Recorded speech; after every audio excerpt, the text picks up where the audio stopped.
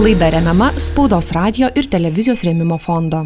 Sveiki gyvi, mėly Ekstra FM radio stoties klausytojai, bei mūsų žiūrovai, socialinius tinklus, Facebook, YouTube bei Ekstra FM interneto svetainėje. Mes tiesiogiai šiandieną bendraujame su kolega žurnalistu Eldoradu Butrimu, nepriklausomų žurnalistų, taip norėtųsi jį vadinti, nors man atrodo šiais laikais, kam be priklausytų žurnalistas, kokiai redakcijai be priklausytų, iš esmės priklauso pirmiausia žurnalistikai. Ir Eldoradas jau daugiau kaip 20 mėnesių užsiema, rūpinasi, domisi, gyvena, turbūt taip reikėtų sakyti, viena tema, tai yra Ukrainos žmonių kova prieš Rusiją, agresorę ir už savo laisvę ir už savo nepriklausomybę. Taigi, Eldoradai, labas rytas.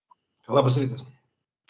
Ir šiandieną mūsų laida pašvęsta apibendrinimui visų metų įvykių, reiškinių, kurie svarbiausi, ir aš nusprendžiau, kad turbūt vienintelė tema, kuri vienaip ar kitaip mūsų gyvenimą koregavo, mūsų gyvenimą veikia, vis dėlto yra karas. Karas Ukrainoje.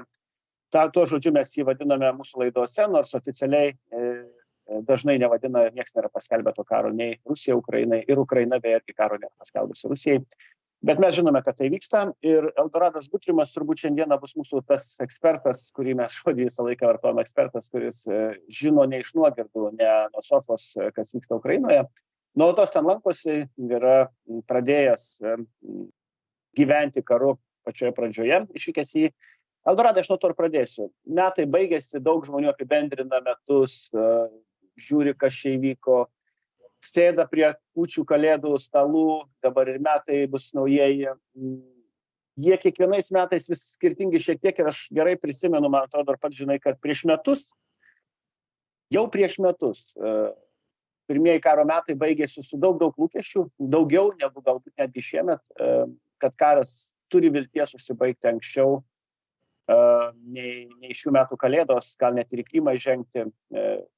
Pats tas viltis, ar galėtum pakomentuoti, nes kai metai baiginėjasi, mes prieš aptardami kitus metus prognozes, kas yra nedėkinga, turim pasižiūrėti. Vat, viltis neišsipildė, kad karas pasibaigs, ir ką?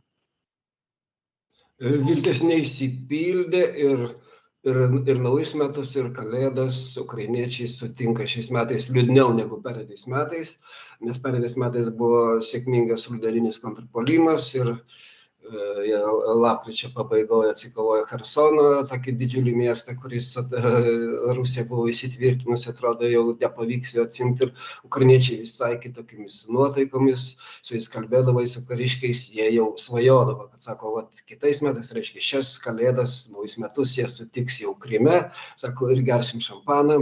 Čia to buvo tokios svajonės, bet pas jos jie buvo gyveno tokiamis nuotaikomis, nes buvo kontrpuolimas, viskas jiems pavyko, ir net ir žiemą jiems buvo tada Rusija pradėjo sprogdinti elektros pastatus, ten elektrą nutrūkdavo, ten rimti. Pirmą kartą tada pajuto karą ir Kijevas, ir Lvovas rimtai, ir Kijevas, nes elektra dingdavo, pavyzdžiui, turėdavo per parą po 4 valandas arba iš viskas antrą parą, visi pajuto, bet vis tiek jie gyveno gerom nuotaikom. Jie laukia, ateis pavasaris, vasara, vėl gausim iš vakarų ginklų, bus naujas kontrpuolimas, tada greičiausiai, kad tikrai mes atsimsim ir viską, ir gyveno kitomis nuotaikomis. Dabar nuotaikos yra žymiai liūdnesnės, nes dabar šitas kontrpuolimas, kuris tęsiasi 6 mėnesius, jis visgi įstrigo, jisai nepavyko, čia gaunasi jau viena ir kita pusė. Paprasčiausiai karas, pozicinis karas, kur žūsta kariai, žūsta daugybė karių. Ukraina savo neviešina šito duomenų, kiek žuvo karių, kiek yra sužeistų, bet pagal vakarų ekspertus, jeigu paskelbės, kai duomenys yra ne tiek jau daug mažesni negu Rusijos, ir spėjama, kad per šį kontrpuolimą galimai net apylygiai žuvo, nes yra pasaulinė statistika, kad puolanti pusė visos praranda keletą kartų daugiau negu tie, kas ginasi, nes žmonės, kurie ginasi, yra įsitvirtinę, yra nepastebimi, užminuoja, pulti yra žymiai sudėtingiau. Ir nuotaika yra Ukrainoje dėl įvairių priežasčių prastesnė. Viena iš tų priežasčių, aišku, yra tam, kad jiems tų ginklų trūksta, bet viena iš rimtų priežasčių yra ta, kad prasidėjo vidinės trintys.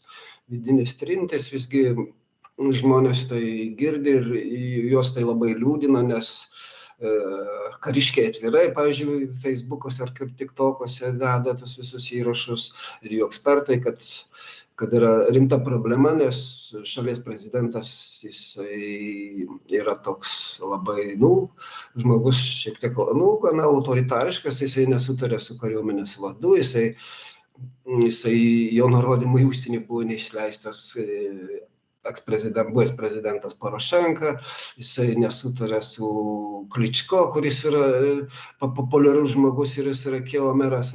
Spėjama, kad nes pavasarį pagal viską, kitą pavasarį ateinantį pavasarį privalo būti rinkimai Ukrainoje nauji ir sociologinis apklausas rodo, kad Zelenskį remia 30% gyventojų, o Zalužną, kariuomenės vadą remia 92%. Ir Porošenka turbūt daugiau gautų, ir Kličko, reiškia, dabartinis prezidentas jis yra pavydus, jis tai mato ir jisai norėtų visų šitų žmonių atsikratyti, kurie realiai jį nugalės prezidento rinkimuose. Ir kiek žinau, vakarų politikai, jie kalbina labai, kad Ukraina surengtų rinkimus, nes primena, kad Ukraina kariauja nuo 14 metų rinkimai būdavo. O Zelenskis iki paskutinės minutės bando tų rinkimų nesurengti, nes bando apsaugoti savo pareigas, jam tai patinka. Čia yra viena iš priežasčių, kita priežasčių yra aišku korupcija, kurios, pavyzdžiui, kariškius, aš su jais bendrauju, jis labai tai pykdo ir pasikalbė, pavyzdžiui, kad ir žurnalistų sąjunga buvo vienas vyriškis atvažiavęs iš Dniepro, kurio sūnus yra fronte ir sako, kariškių nuotaika yra bloga, todėl kad mes, skaitom, mes girdim tas žinias, kas vyksta politikoje, kas vyksta Ukrainos parlamente ir tas visos tos korupcinės bylos, kurios tęsiasi, kurių nepavyko nutraukti. Jiems yra pikta, nes pereitus metus tokių bylos nekilo viršų, galima sakyti taip. Aš norėčiau pakartoti vieno Lenkijos žurnalisto vardu, yra toks Virvalas, o net tinklapio žurnalistas, kuris nuo 14 metų važiuoja kas mėnesį ten į Ukrainą, daro reportažus, jis irgi tą patį sako. Pirmais karo metais visai kitoks Ukrainai nusiteikimas buvo. Visa tauta buvo, dalis išbėgo žmonių, tie, kurie pasiliko, kurie išėjo į frontą, nes buvo daugybės žmonių, kurie ėjo savanoriais į frontą. Nusiteikimas kitoks buvo, reikia kovoti, mes kovosim, vakarai mus remia.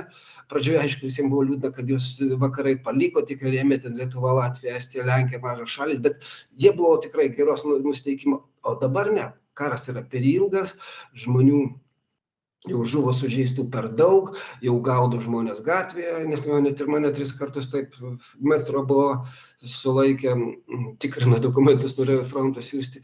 Reiškia, šitie žmonės, kurie kovoja fronte, jie tai mato, kad, sako, karių, politinių vadovų, parlamentarų vaikai nekovoja. Reiškia, daugiausia fronte yra kaimo žmonės, kurie neturi pinigų įsipirkti, nes yra milžiniška korupcija ir iš tos karinėse komisariatuose, ten jie šiek tiek kitaip vadinasi.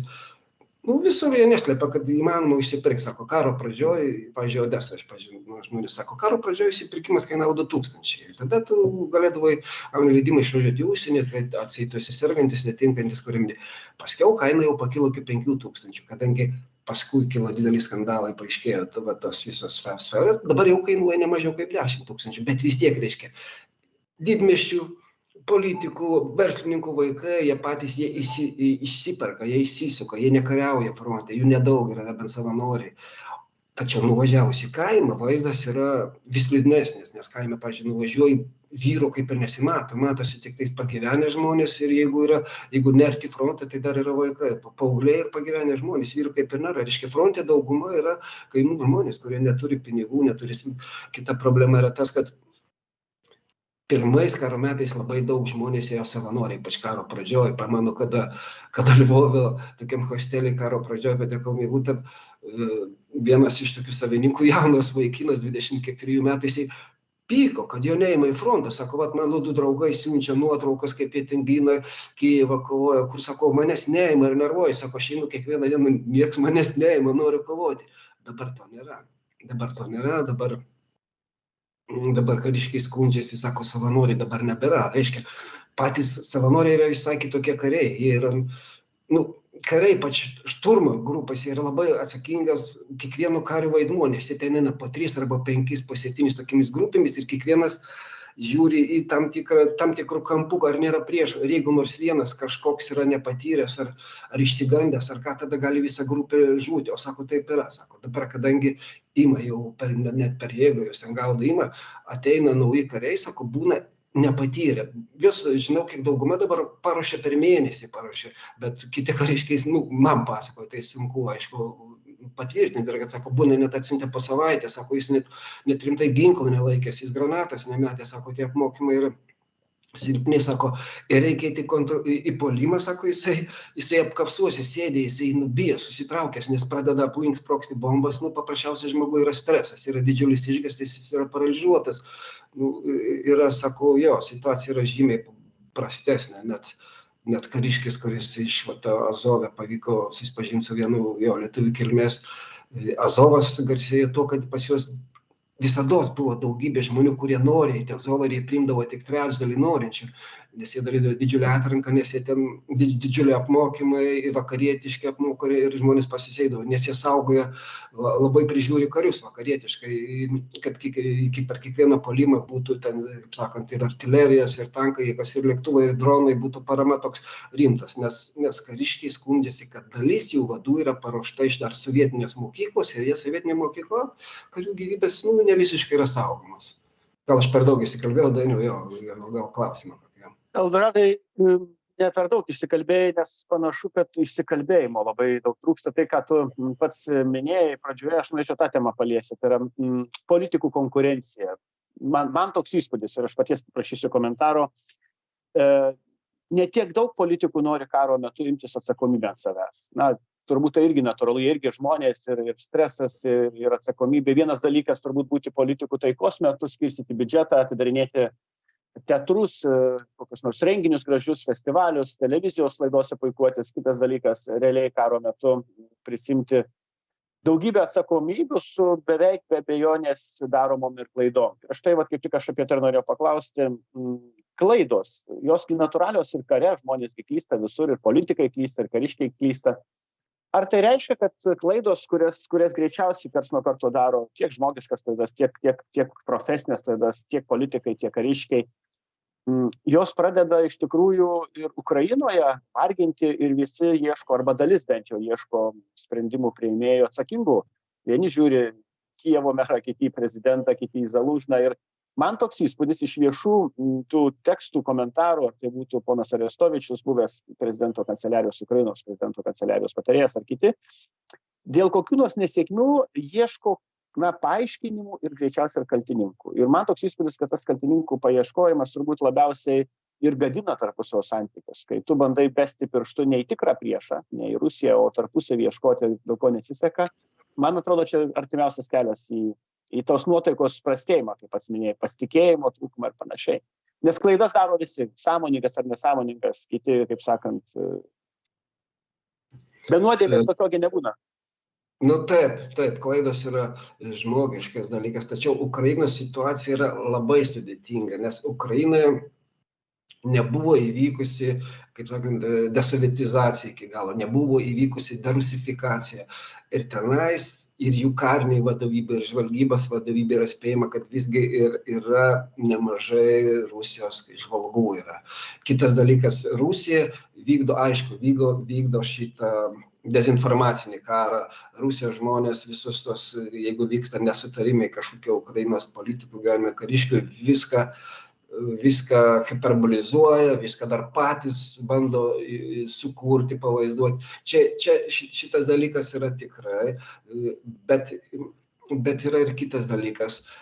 Žmonės laukia, kad jeigu karas kažkaip, kad visi kariaujame, ir tokio dalyko kaip ten korupcijos nėra, o prezidento aplinka yra Ukrainoje labai neskaidri. Nes pagal konstituciją Ukraina yra parlamentinė respublika, reiškia parlamentas sprendžia visus klausimus. Tačiau, kadangi parlamente dominuoja prezidento partija, reiškia, jis visiškai su juo nesiskaito su parlamentu. Ir pats prezidentas pripažįsta, kad jisai sprendimus priima prezidento kabinetas. Toks kažkoks visiškas nekonstitucinis dalykas, niekas nesupranta ir net nežino, kiek žmonių tam yra. Prieš kelias dienas jis pats Zelenskis pasakė, kad aš remiuosi labai nedaug žmonių, mano kabinete yra 5-6 žmonės, bet oficialiai nėra pasakyta, kas jo kabinete tie 5-6 žmonės, o paskui, atsiprašau, visi verslininkai, ne visi verslininkai, kurie turi drąsos, ir, pavyzdžiui, per radio pasisakymus, ar ką jie labai tai kritikuoja, sako, mes nežinom, kaip susisiekti, sako, su to prezidento kabinetu neįmanoma telefonu prisiskambinti, sako, mes siunčiam laiškus, raštus, mes po pusę metų negaunam atsakymo, reiškia, ir yra kažkokia, net vienas ekspertas tai pavadino, sako, kad Ukraina toks pusiau neofeudalizmas, sako, yra viskas sukaupiame vieno žmogaus rankose, kažkurie keli jo paslaptingi patarėjai, kurie visiškai nėra koordinacijos bendravime su žmonėm. O pagal konstituciją viską turi būti spręsti parlamentas, vyriausybė, tačiau parlamentas kaip tik nelabai ką sprendžia, nes ten viską balsuoja taip, kaip liepia prezidentas. Tokia situacija yra labai neskaidri, negera ir ypač tai pasimatė, kad dabar kilo šitas karas Izraelio-Palestinos, nes irgi ekspertai sako, pažiūrėkim, sako, tenais viskas sprendžia kariškiai. Yra karinė taryba, sako, tas pats Ukrainai buvo karo pradžioje, buvo kariškių pasitarimai, karo mandarai, jie viską sprendė, ką darom.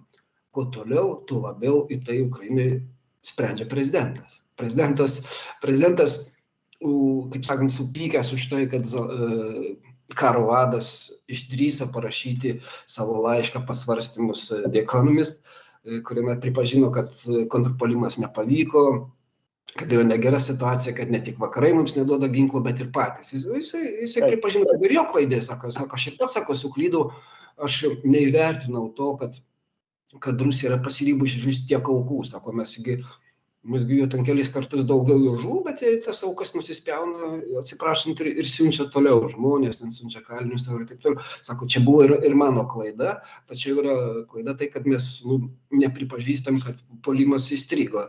Ir už tai, aišku, Zalužnas, šitas prezidentas įsižeidė ir nušalino karo vado pavaduotoją. Kažkaip tokiu metu paskui paskyrė naują gynybos ministrą, kuris ir prezidentas į kai kurios pasitarimus pasikviečia gynybos ministrą, pasikviečia žemesnių rangų karo vadovus, bet neskiria karo vado. Kažkaip, mato ekspertai, tai nėra normali situacija.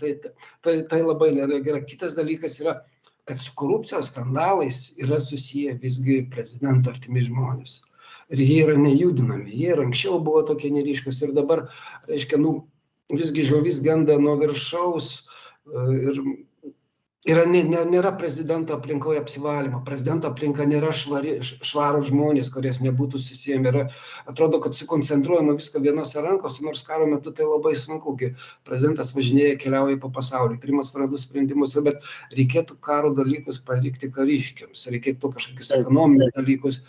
Pykstame, ekonomistai irgi sako, mesgi galėtumėm gaminti dronus, galėtumėm daugą, bet mums yra neatsakoma po pusmečio, po metų į klausimus, mums nedaroma kokių palengvinimų ekonominių, mes negaunam kredito, atrodo lengviausiu būdu prašo pinigų iš vakarų, vietoj to, kad mes juos gamintumėm, o pinigų gauti iš vakarai, aišku, irgi yra dalinami ne visiškai skaidriai, nes to skundžiasi net patys savanoriai, kurie ten iš Lietuvos, arba ten iš vakarų siunčia, pavyzdžiui, nusiunčia karinės mašinas, mes sako, siunčiam karinės mašinas į frontą, iki fronto jos nenueina, tomis mašinomis važinėjasi valdininkai Kijeve. Mes, Eldoradai, tai, ką mes šiandieną aptarinėjame, turbūt yra viena medalio pusė, bet visą laiką turbūt kare yra optimizmo, yra pesimizmo, yra realizmo gaidos ir jos iš tikrųjų žmonės arba įkvepia, arba demotyvuoja. Bet apie paprastų žmonių nuotaikas ir paprastų žmonių gyvenimą siūlau pakalbėti iš karto po labai trumpos pertraukėlės. Laida remiama Spaudos radijo ir televizijos rėmimo fondo. Grįžtame prie pokalbio šiandieną Extra FM radio stotyje, klausote žurnalistų namus, laida, kurioje kviečiame svečius pakalbėti svarbiausiamis temomis, įvykius, aktualijas komentuodami. Ekspertai paprastai dalinasi savo tikrai patirtimi ir šiandien Eldoradas Butrimas, žurnalistas, kuris jau beveik 2 metus gyvena, nuolatos gyvena, gal taip vadinkim, Ukrainos tema ir Ukraina.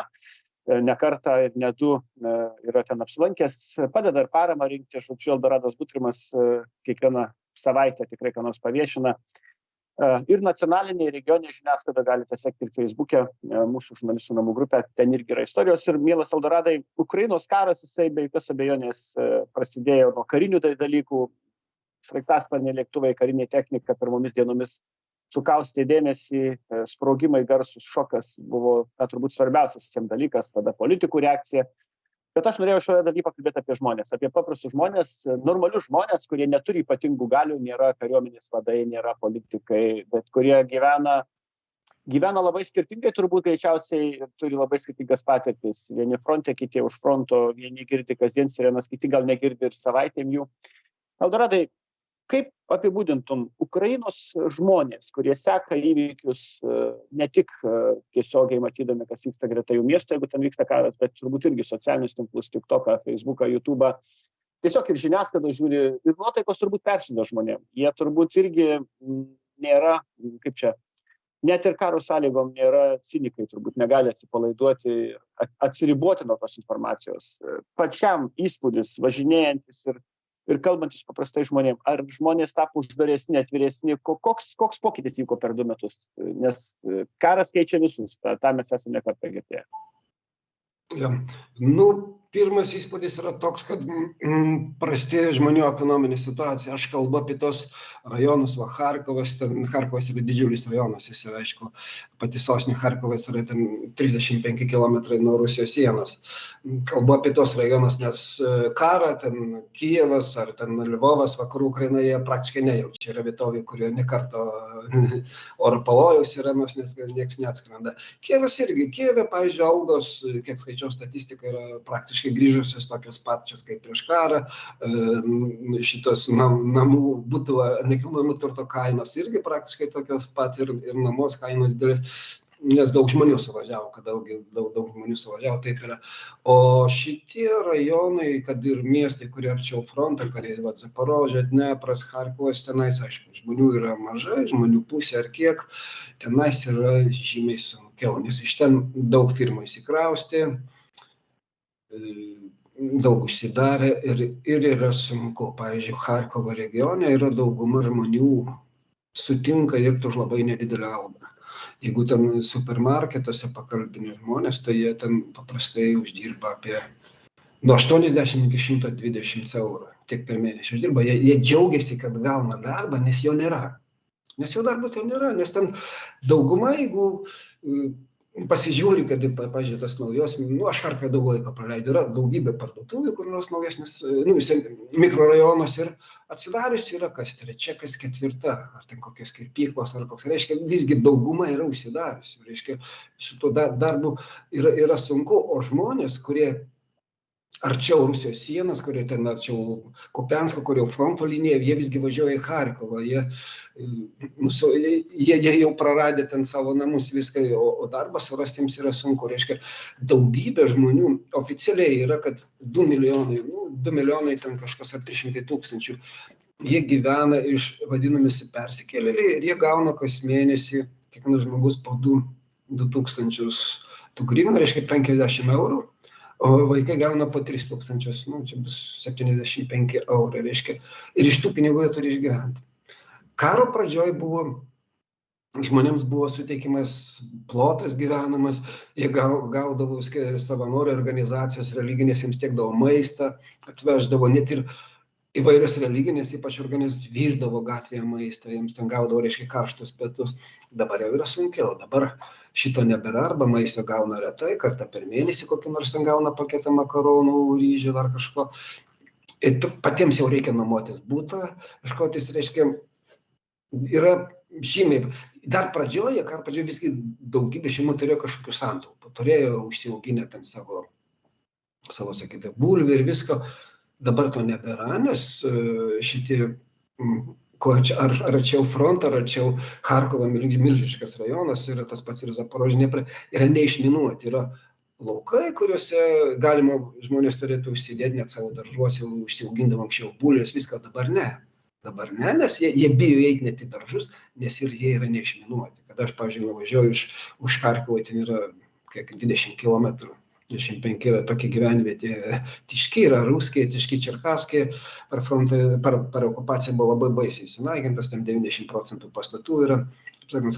tenai žmonės net bijo į savo daržą įeiti. Jeigu iki karo ten gyveno 2000 žmonių, dabar gyvena apie kokį 150 trupučiuką žmonių. Bet jie daržą negali. Kai kurie žmonės yra palaidoti, kurie žuvo okupacijos metu, jie yra palaidoti savo darže, bet žmonės bijo net iki jų nueiti ir ten ar gėlyčių padėti, ar net kapą patvarkyti, nekalbant apie perlaidumą, nes nėra išminuota. Ir kada aš pabandžiau nueiti, nufotografuoti tos kryžius, kelios ten močiutės iš kaimyninių namų galvos už rankomis susiėmų, žiūrėjau, sako, ką jūs darot. Aš pabandžiau, aš tokias radau kieme lentas didelės, tas lentas taip į priekį mečiau, klojau, galvoju, jeigu yra kažkas sprogs, nes vis tiek tenais matosi vaikštojus kiek katinai, ir ką galvoju, logiškai jau turėjo sprogti, jeigu buvo, aišku, gal neatsargiai pasielgiau, visgi praėjau nufotografavau tos kryžius, bet situacija yra tokia, kad žmonės parduotuvės jokia neveikia aplinkui, reiškia, gauna paramą, jiems atveža mėnesį kartą, kai kur būna ten savaitę kartą, gyvena iš tų savo ryžių kruopų, savo užtat bulvyčių siauginę nebeturi, svogūnų nebeturi, pomidorų neturi, jiems yra sunku, santaupų jau jokių nebeturi per tą laiką. Gyvena, elektros ten nėra, dujas nėra pravesta, jie visko laukia, bet kai kuriuose vietovės nieko nėra, reiškia, gyvenimas tikrai 2 metai yra tas laikas, kada vienus metus žmonės be visko buvo susitaikę, viskas tvarkoj, sako, mes laimėsim, kontrpuolimas gerai eina, mes galim be elektros, be dujų, viskas gerai, bet kada jau 2 metai eina, jau žmonėms darosi sunku, jų nuotaika krenta, sako, va, ieškotumėm darbą, jau patiems net mintis kyla, gal tikrai reiktų kažkur išvažiuoti, tose vietovėse, taip, kurios buvo okupuotos, kurios arčiau tų kovos vietų, arčiau Rusijos sienos, tikrai situacija ir nuotaika, nuotaikos nėra kokios, nes jie žmonių grįžę mažai, darbo nėra jiems, anksčiau, sako, pavyzdžiui, kad ir iki Charkovo mums nuvažiuoti, kur gali darbą rasti, anksčiau autobusai, kai važiuodavau ten kas pusvalandį, ką dabar, sako, dienoje važiuoju 2 ar 3 kartus, reiškia, jau tų darbų jau tau būtų sunku važiuoti, grįžti. Tikrai, nuotaikos žmonių yra tikrai prastesnės ir prastesnės ne tik todėl, kad ne tik darbas, bet ir jie girdi, kas dedasi ten konfliktas kažkoks valstybinis, tarp vyriausybės pareigūnų, korupciniai tie skandalai, bet ir patiems jų giminaičiai žuvo, jų šeimos nariai, tas daugybė žuvimų ir sužeistųjų kiekis jau jiems patiems labai liūdina ir per šitos visus antrus metus, tie visi išgyventi stresą, ar buvo okupacija, ar nebuvo, ar apšaudymai, reikia slėptis, labai padaugėjo, paaštrėjo žmonėms lygos. Paaštrėjo lygos, kurios onkologinės lygos, visos širdies, ten spaudimai, visos lygos, kurios buvo kažkokiai, žmogus ar gerdavo vaistus, ar jos nesmėjo. Dabar labai, sakau, kalbėti su medikais ir sako, sako, daugybė žmonių ten susitinki su žmogum, kuris pasiliko iš tos vietos, kur visi išbėgo, nedaug, jis buvo aktyvistas, organizavo ten kažkokį maisto atvežimą, virdavo viską. Ir dabar kalba, sako, man onkologinė liga, sako, aš kelis metus būdavau, bet, sako, vyresnis žmogus, man reikėdavo tik važiuoti, metusi kartą pasitikrinti, geri vaistus ir nestabili. Dabar viskas aštrėjo, viskas kilo yra. Taip, ir dėl artimųjų, kad pergyvena, kas žuvo arba kas fronte, arba bijo, kad jų jau vaikams 17-18 irgi gali būti šaukiami, yra ruošiamas įstatymas, kad jau net ir studentas gali imtis, nes Ukraina nori dar 500 000 žmonių pašaukti kariuomenę, reiškia. Dėl visi šitie pergyvenimai žmonėms labai persiteikia, persiduoda ir žmonės yra tikrai nuotaika jų blogėja dėl ekonominės situacijos, dėl savo artimųjų žūties, ar kad jie gali būti paimti kariuomenę. Situacija, nuotaikos Ukraina prastėja. Mielas Eldoradai, tai, ką pats kalbi, toks įspūdis, kad karo realybėje pasivijo žmonės, netgi tuos, kurie buvo toli nuo fronto, kaip pats minėjai, arba net ir išlaisvinti miestai dėl ekonominės, be jokios abejonės sunkios padėties.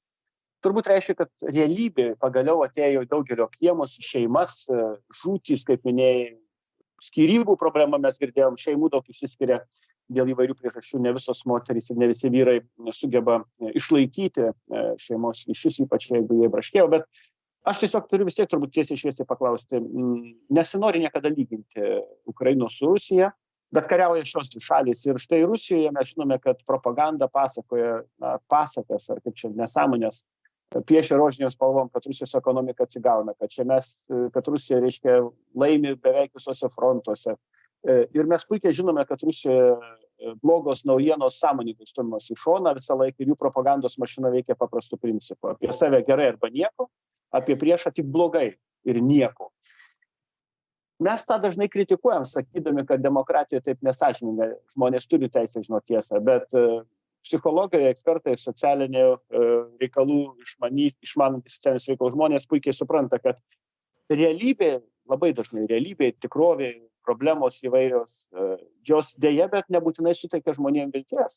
Pats minėjai, kad žmonės, žinodami apie korupciją, apie kitus dalykus, teoriškai galėtų džiaugtis, kad korumpuoti žmonės buvo pagauti, išmesti iš darbo, bet mes puikiai žinome, kad nuosėdos jos nusėda, jos kaupiasi. Tai aš tiesiog turiu tiek paties paklausti, gal tas entuziazmas, kurį karts nuo karto demonstruodavo ir dabar dar demonstruoja, ar tik tokia, pavyzdžiui, Ukrainos kariai iš fronto kartais vietoj šlapių apkasų, rodydami kokį nors šokį su savo ginklais, linksmą muzikėlę uždėdami arba kazatskį drive, taip sakant, pravažiuojantį su kokiu nors tanku.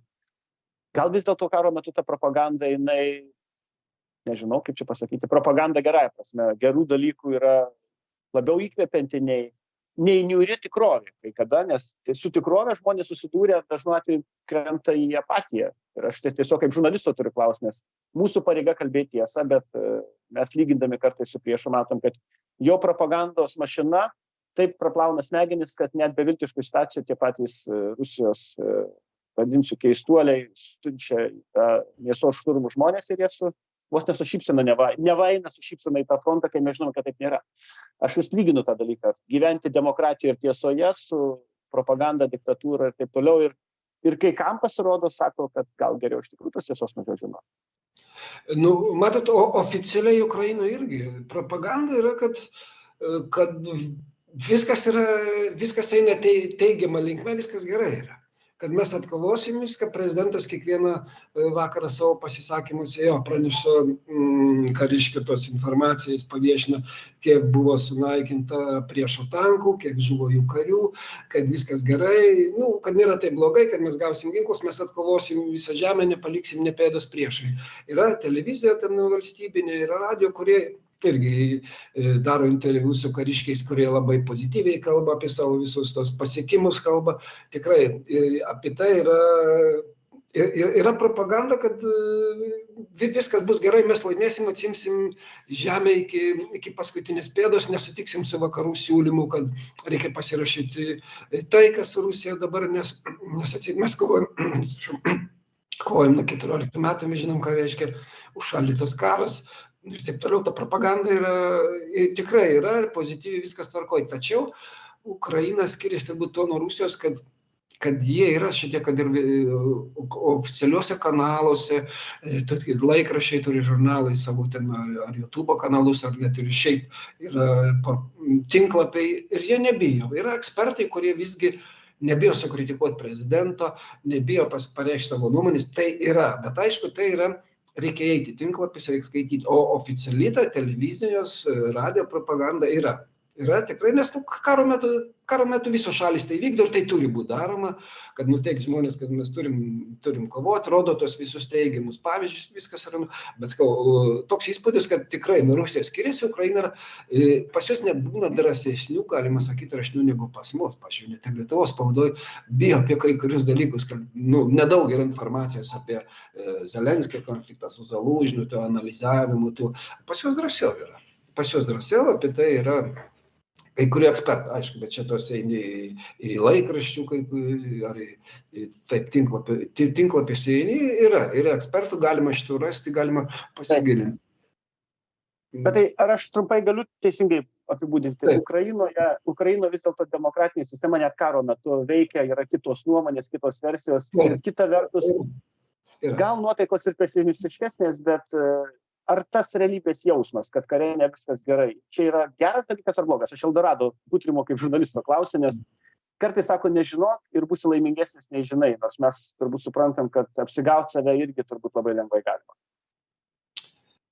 Taip, čia yra klausimas, į kurį vienpusiškas atsakymas yra turbūt nėra pats teisingiausias. Ir iš tos pusės galime ir iš tos pažiūrėti. Tačiau man tai patinka, man asmeniškai tai patinka, nes aš skaitydamas tokius ar kritiškus pasisakymus, ar tokius, kad galima būti kitokiam, reiškia, aš matau, kad Ukraina demokratinė valstybė. Kad Ukraina visgi, Ukraina pretenduoja būti Europos Sąjungos, ir Ukraina nėra Rusija. Tenais už tokius pasisakymus žmonės nėra suimami, už prezidento kritiką jie nesiunčiami į kalėjimą ir taip toliau. Tačiau, aišku, karo metu yra draudžiama Ukrainai ten skelbti žuvusių kiekis, sužeistų kiekis. Ir kariškiai oficialiai, kada jos kalbini, pavyzdžiui, Kijeve, jie nenori su tavim bendrauti, pasako, mums draudžiama tai yra daryti, kreipkitės, jeigu norite, mūsų viršininką. Man lengviau yra kažkur nuvažiuoti arčiau frontą arba, pavyzdžiui, prie karo ligoninių. Kada aš bendrauju su žmonėm, kurie yra sužeisti, kurie išeina ar pasivaikščioti, ar jau išrašyti, jis, pavyzdžiui, netekęs rankos kojos, jis sako, aš jau nieko nebijau. Kai kurie, aišku, nebebus siunčiami frontą ir jie tada viską pasakoja. Man sako, jau nieks nieko nebenurodinės ir viską pasakojo, kas jiems nepatinka, su kokiamis blogybėmis fronte susitinka, visus, pasakoja tos dalykus. Oficialiai, aišku, kariškius, jeigu kalbė, kuo aukštesnio laipsnio, tuo yra paslaptingesni ir tuo jie nekalba. Nors paprasti tie kareiviai, kurie ten sužeisti, arba ranko, arba kojai, jie žino ne tiek daug. Jie dalyvauja kontrpuolime, dalyvauja gynybos tas operacijos, bet jie nežino visų planavimų. Jie to ir neslėpia, sako. Mes tų dalykų nežinom, bet jie vardina, kas jiems nepatinka, kad jiems, pavyzdžiui, kad jie turi patys, jie gauna ekipuotę savo rūbus, bet jie perkasi geresnius, nes jiems gauna blogos kokybės, pavyzdžiui. Ir tada jie piktinėsi korupcijos skandalas, kada vietoj žieminio striukio Turkijoje ten nupirko rudeninės ar vasarinės, kažkas reiškia pasisavino pinigus.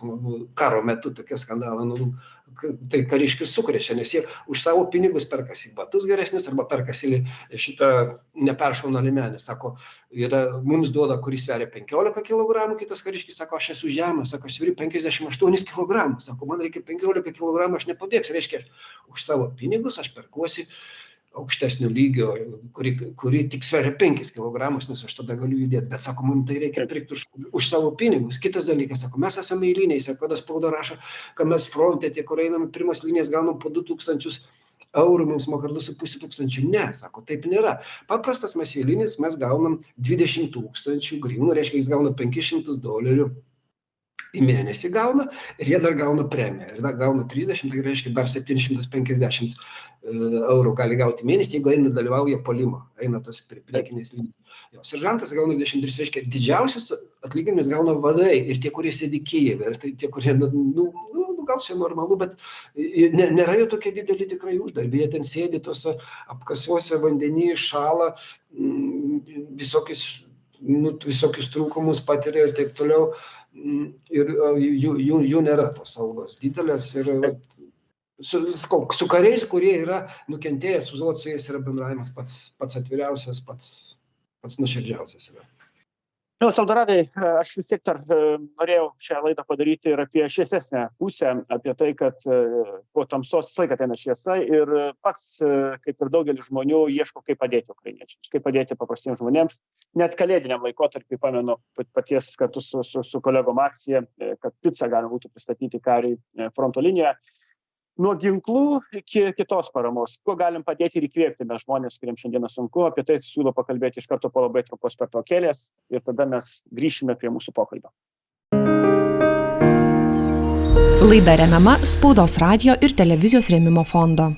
Grįžtame į žurnalistų namus, Ekstra FM eteryje tradiciškai klausotės pokalbio su ekspertu. Metai baigėsi ir šiandieną bandome apibendrinti, kaip reikėtų mums patiems gyventi kitais metais, ko reikėtų iš savęs tikėtis mums patiems. Ir mano tema šiandieną su Eldorado Butrimu žurnalistu jau beveik 2 metus nuolatos gyvenančiu karo Ukrainoje aktualijomis. Tema yra apie tai, kiek ir kuo galime padėti, prisidėti ir prie savo šviesesnės ateities, bet labiausiai turbūt prie ukrainiečių, prie Ukrainos gyventojų žmonių, kad tas karas, kuris šiandieną tęsiasi, baigtųsi kada nors pageidautina greičiau ir baigtųsi taip, kad daugiau neprasidėtų. Mielas Eldoradai, negalėjau nepaklausti temą, kuri net Lietuvoje buvo šiek tiek, man atrodo, ir anksčiau, ir dabar įvairiai aptarinėjama. Parama Ukrainai. aš turiu menyje ne tik parama ginklais, bet ir įvairiom kitom formom. Tiek ukrainiečių žmonių pabėgėlių, kurie Lietuvoje būstais rūpinosi savanoriai, paprasti žmonės užleido ir tebeužleidžia juos, tiek paramos rinkimų radaram, tiek paramos rinkimų atskiriem žmonėm nukentėjusiem nuo karo. Įvairiausių formų yra. Ir šiandieną aš turiu tiesiai šviesiai padės paklausti. Tos liūdnesnės nuotaikos Ukrainoje, nuovargis nuo karo, gal net ir nesėkmės. Čia mums yra pretekstas dar labiau remti, ar pretekstas suabejoti, gal net kai kurie sakyti, gal jo laikas čia baigti ir tas paramas, matai, čia nieks nepadeda, nes skiriam pinigus, skiriam dar kažką, vis tiek viskas užstrigę.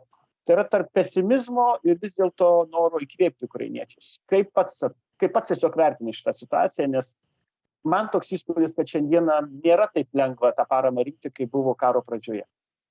Taip, apie tai kalba visas organizacijos, kurios yra ar Amerikoje, ar Europoje. Sako, jo, žmonės aukoja žymiai mažiau, surinkti ukrainiečiams paramą yra žymiai sunkiau. Tačiau aš raginčiau už tai, kad reikia remti. Nežiūrint tai, kad ten yra nesutarimai, kad ten yra didelė korupcija. Tačiau, lietuviai labai gerai daro. Lietuvių organizacijos veža šitą paramą konkretiems kariniams daliniams. Jie yra susidraugavę per tos metus, tam visokiams Azovo ar tam dalinim. Ir tie žmonės labai džiaugiasi. Net nuvežus ar kažkokiu, rūbų ar ten į kaimus, ar kam, tikrai žmonės džiaugiasi. Kariškiai net gavę per paprastą saldainį ar atvirutę nuo vaikų kažkokie padėką, tikrai jie džiaugiasi. Nes prisiminkim, kiekvienoje šalyje, kai būtų karas ar Lietuvoje, ar kur dalis žmonių, karas išryškina žmonės, dalis žmonių kuo greičiau ėmė savo ten vaikus ar kažką turtą pabėgti iš Lietuvos, dalis kaip ir kažkada tai buvo eiti į miškus ir aukotus, reiškia.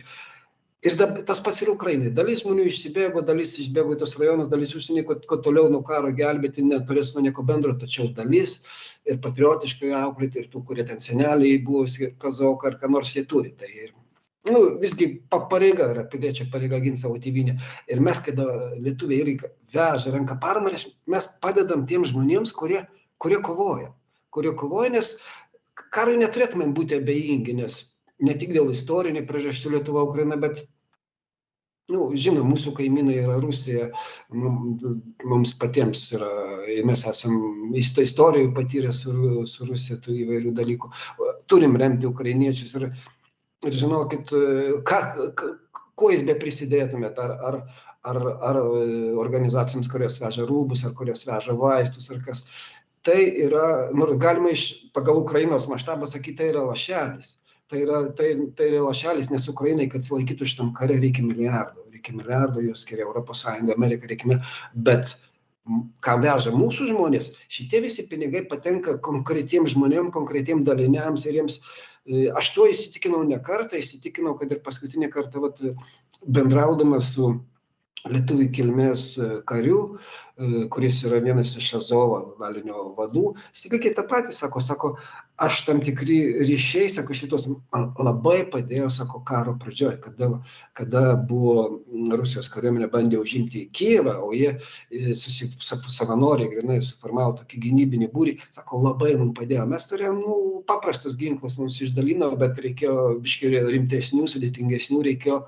Ir mes, sako, tai gavom iš Lietuvos. Tai gavom, jisai negali visų atskleisti paslapčių, iš kokių organizacijų, ar iš kariko, bet gavom, sako, tai mums tikrai labai padėjo. Lygiai taip pat žinau žmonės, kurie yra iš kitokių formuočių ir kariškiai, kuriems gauna iš Lietuvos atveža, jie yra nepaprastai dėkingi, nes Ukrainos kariuomenė yra tokia išskirtinė Europoje, galima sakyti, kariuomenė, kurios sudėdamoji daly yra daliniai, kurie susiformavo, kai kurie 14 metais, kurie karo pradžioje, grinai žmonės, savanoriai susiformavo, kažkur Charkove, viena mieste susiformavo, kitam, ir jie norėjo, kaip sakant, kariauti savo daliniai, savo bendri žmonės iš to miesto, ir juos priėmė į bendrą karinę struktūrą.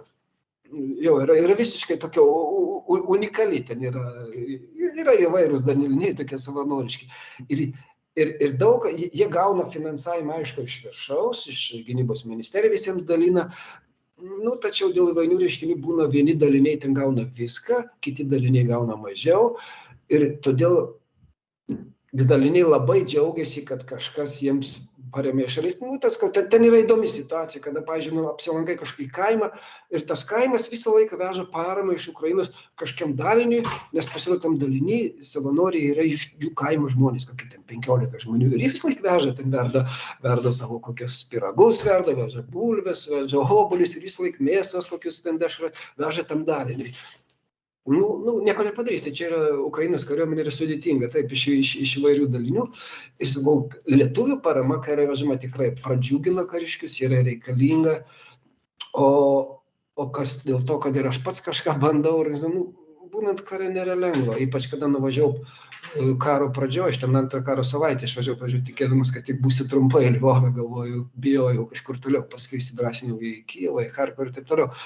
Ir kada sutinki žmonės, tada, kad ir pačiam Lvove buvo, matai, prasidėjo pavasaris, važiuoja kažkokie turtingi jaunuoliai, mašinomis nuleistais stogais, jiems visko netrūksta, kavinės, ir sutinki žmonės, pabėgėlius, kurie pradeda viską, kurie pataikė raketę į jų namą, žuvo koks nors tam vienos šeimos narys ir jie nieko neturi, jie yra apgyvendinti kažkokiam Rusijai, gauna po tos 2000 po 50 eurų paramą ir jie gyvena didžiuliai nevilti.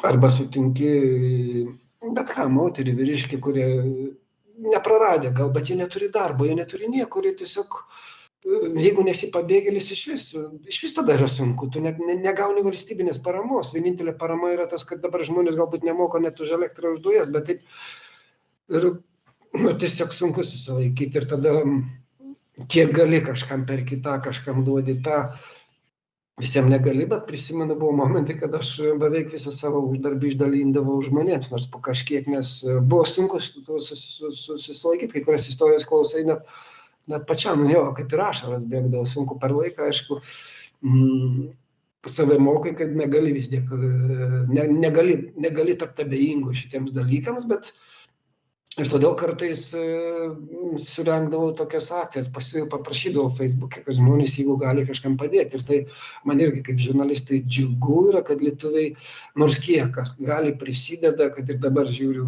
yra 4 variantams kariams jau ten neža ir pica, yra specialus gėrimas imbyro, nes jie, kad visgi atsparumą didintų, nesusirgtų. Arba moteris, kuri iš pabėgusio kaimo viena pati visus likusius kaime šunis priglaudė ir kates ir maitina, reikia pagalbos. Arba kaimelio moteris, yra kaimelis, kuriame dirbo mokytojai iš Lietuvos kilimo. Mane visi atsitiktinai patekau, nes išgirdau, kad tame kaime irgi 90% pastatų sugriauti, buvo žiaurūs mūšiai, nuvažiavau pažiūrėti, sutikau pirmas žmogus, kuris tikau, tai mokyklos direktorių, parodė sugriautą mokyklą, įsikalbėjome, parodė kabinetą, kuriame sako, čia dirba mokytojai iš Lietuvos kilimo. Aha, tada taip susidraugau, susibičiuliavom ir pasirodo, tas kaimas yra labai šaunus, nes visi žmonės, kurie dar grįžo gyventi, irgi ten gyveno anksčiau keli tūkstančiai, dabar gyvena tik keli šimtai, jie yra šaunuoliai, renkasi kiekvieną dieną ir pina kariuomeniai tinklus. Žmonės yra šaunūs. Kiekvieną dieną renkasi. Tokių kaimų yra nedaug, bet jie džiugina karius, renkasi aš irgi. Ir paaiškėjo, kad ir jie ne tik pina tinklus, bet ir veža į ligoninį, karo ligoninį, nes karo ligoninį, Ukrainai daug ko trūksta. Ir kariuomeniai daug ko trūksta, pasirodo ir ligoninį lygiai tas pats. Kariams reikia susimokėti ten už lašelinę statą, kai kurių vaistų ir net pasirodo nėra paprasto dalyko kaip apatinių rūbų, nes kai atveža sužeistą karį iš fronto, jie reikia kuo greičiau jų rūbus nuimti, tada yra rūbai sukarpami, supjaustomi, nuimami, operuojami ir paskui karys guli nuogas, nes ligoninė tam lėšų neturi, jai nėra išskirta, kariškės irgi neišskirta ir jeigu artimųjų šalia nėra ar kokio kovos draugų, kuris prižiūrėtų ir karys guli nuogas, dar kažko trūksta.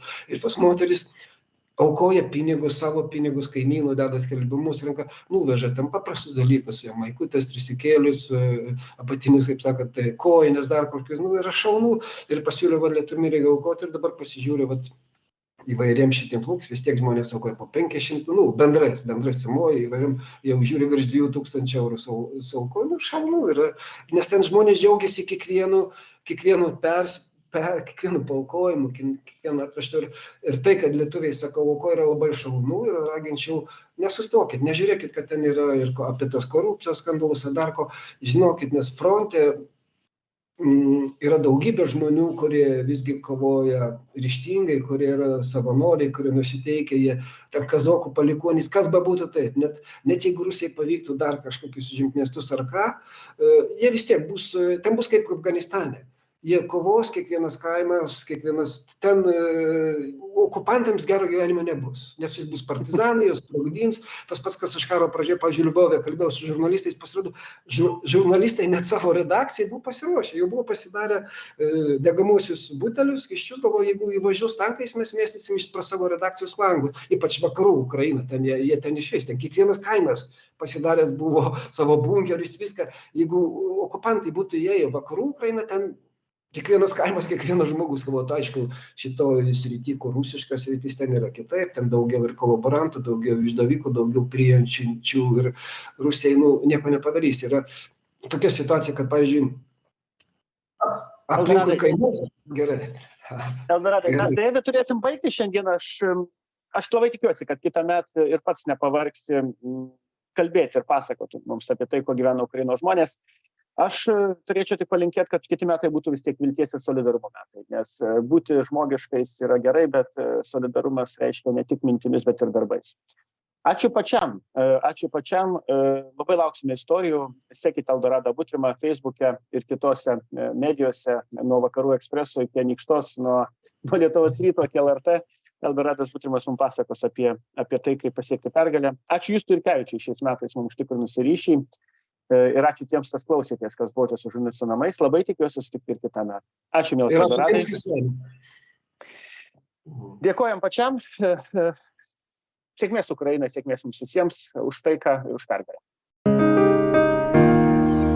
Laida remiama Spaudos radijo ir televizijos rėmimo fondo.